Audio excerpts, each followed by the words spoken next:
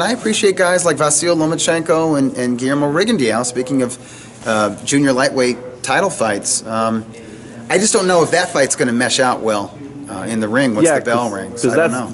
That's definitely, like, everybody has their pick in, but we save the best for last. Yeah. So we need your official pick, Dougie. Who's going to win Lomachenko-Rigondeaux? I like Lomachenko by decision. I think it will be competitive, at least over the first half of the fight, because I think both guys have to kind of figure out each other's style. It's going to take some time.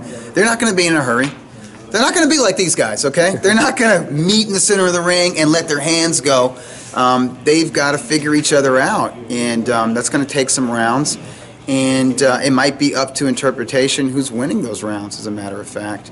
And I think they will make for an intense chess match. I do think eventually Lomachenko will get to Rigondeaux. He's fast, he's accurate, he's smart, he's creative, and I think that's really the key. There's a versatility to him, and I do think eventually he's going to land something to the head or body of Rigondeaux. He's going to have to be careful. He can't just wade in there with impunity, but eventually he's going to get to the Cuban's chin or the Cuban's body, and he'll hurt him. I don't think he's going to wipe him out, but at some point Rigondeaux is going to have to make a choice on how he's going to defend himself, and I think he's too proud to get stopped, and I do think in the back of his mind, if he goes 12 rounds and he just wins a few rounds, if he makes it competitive and goes the distance, it's a moral victory. He could still hold his head up after the fight, and he could say, listen, nobody wanted to fight me at 122 pounds. None of the featherweights wanted to fight me, so I had to come all the way up to junior lightweight and take on the #1 guy. And, so give me my credit. And I think most people will. I really do. And fans who don't give him credit, or don't give either guy credit, those are the fans that piss me off, And I like Lomachenko, but if Lomachenko fans dump all over Rigondeaux, I don't like that. That pisses me off. But it doesn't mean I dislike Lomachenko, though. Right. Just because I get into it with certain fans of fighters, it doesn't mean that I don't like that fighter personally. And personally, I like Rigondeaux. Person to person, he seems like a pretty cool guy and all. I don't always enjoy watching his fights, though. I think he can be in some good fights. You got to match him with the right kind of style. You got to put him in there with a real competent boxer who's fast and rangy enough and skillful enough to reach him. Zolani Tete, the standout bantamweight from South Africa, I think he has the WBO title. I'd love to see that fight at 122 pounds, I'd love to see Rigondeaux against some of the top featherweights. I don't know if politically that can happen, but I'd love to see that. I'd love to see Rigo against Gary Russell Jr. That's interesting. That's a boxer versus boxer, but I would be into that fight. But I think at junior lightweight, I think Lomachenko is the man. I really do, and I think he'll pull it out. I think it'll be a decision. Over the second half of the bout, I don't know how compelling it'll be, at least to these eyes. Now, I hope I'm wrong, by the way. I hope it's an awesome fight. I hope it's like James Toney versus Mike McCallum. I don't think so, but I hope it's like that type of boxer versus boxer matchup. Well, you're talking about the fans of these fighters and their sentiments. What do you think about a lot of hardcore boxing fans feel like Rigondeaux has gotten the shaft in this business, and that he's become a sympathetic figure? Yeah, he is a sympathetic figure.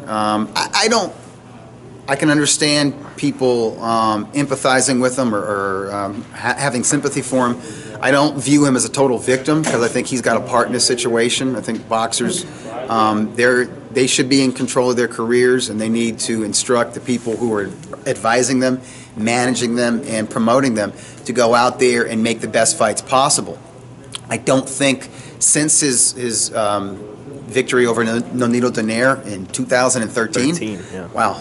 Time flies, huh? 4.5 years ago. So in those 4.5 years, I don't think his people have made the best fights possible for him. I understand that Abner Maris, Leo Santa Cruz, Carl Frampton, Scott Quigg, the standout junior featherweights at the time during that span, did not want to see him in the ring. I know that. There's no doubt about that. Right. He was avoided.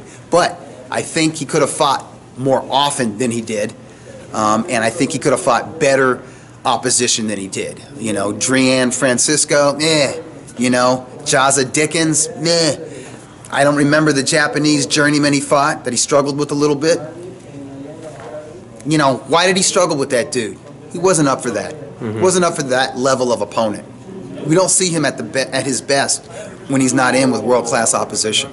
So I think there's opponents in between the level of opposition that he was fighting and the title holders like Frampton and Leo Santa Cruz. I really do, and I don't think he sought out to do that. So he has a part in his own stature or his own fame. He's not famous outside of boxing. His talent dictates that he should be, but he's not, and I think he has a part in that. I really do. And by the way, when he has somebody like Drian Francisco, whatever his name is, Filipino dude, and you're on a big stage like Miguel Cotto versus Canelo Alvarez, pay-per-view here in Las Vegas, and it's being broadcast internationally around the world. When you are added to that undercard and you got a layup opponent like Drian, you got to get him out of there. And if you don't get him out of there, you got to be a little more entertaining with your boxing than Rigondeaux was. And he wasn't. He didn't seem to give a shit. So at that point, I'm like, I'm not going to be one of his advocates. I'm really not. Right. And then his fans get pissed off at that. If you don't like trumpet the cause or whatever, or view him as a victim or whatever. That's just a matter of opinion, But I do think he was avoided, and I do think that he was dealt with kind of harshly with both Top Rank and HBO. He stank it out against Joseph Agbeko, and they were like, later, dude. And that was kind of harsh. They closed the door pretty quickly on him, and I think he could have, with their help, he could have made for better fights in the Agbeko fight. You just got to put him in there with the right dude. Because a lot of guys have had shitty showcases on HBO, and they didn't get banned from the network. Certainly, American fighters in the heavier weight classes, they've stank it out, and they brought him back. So.